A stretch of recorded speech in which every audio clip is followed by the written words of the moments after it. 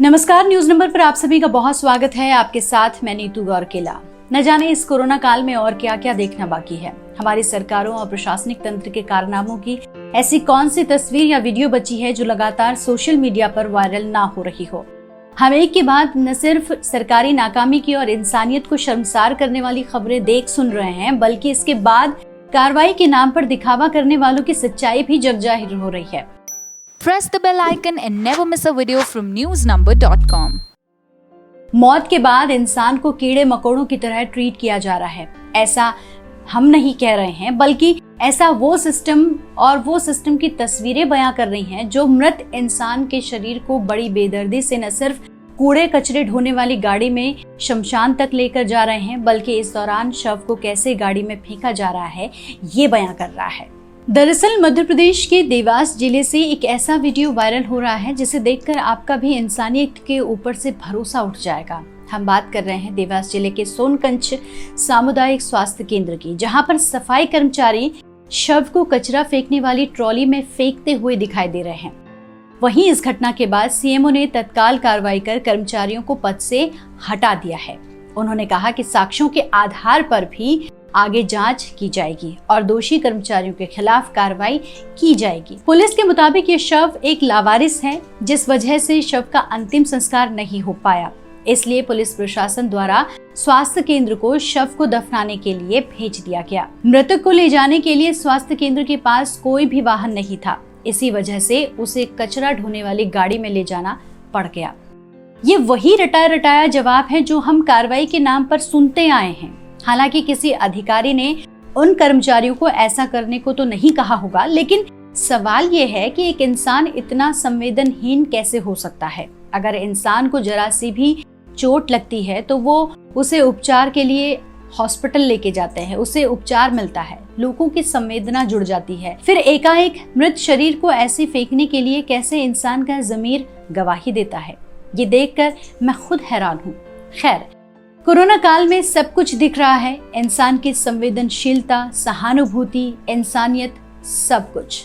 मध्य प्रदेश के देवास में हुई इस घटना के बारे में हमने आपको बताया। अब अन्य राज्यों में भी कुछ ऐसा ही हो रहा है। छत्तीसगढ़, महाराष्ट्र से सामने आई खबरों पर भी बात कर लेते हैं।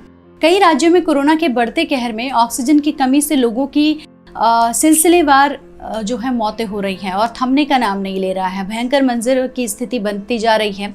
छत्तीसगढ़ के राजनांदगांव जिले में ऑक्सीजन की कमी के चलते कोविड सेंटर में 2 सगी बहनों सहित 4 लोगों की मौत हो गई। आलम यह था कि इनकी मौत के बाद भी सरकारी सिस्टम शवों को ले जाने के लिए शव वाहन की व्यवस्था तक नहीं कर पाया। आखिर में चारों लाशों को अंतिम संस्कार के लिए नगर पंचायत के कचरा कलेक्शन करने वाली गाड़ी में रखकर शमशान तक ले जाया गया।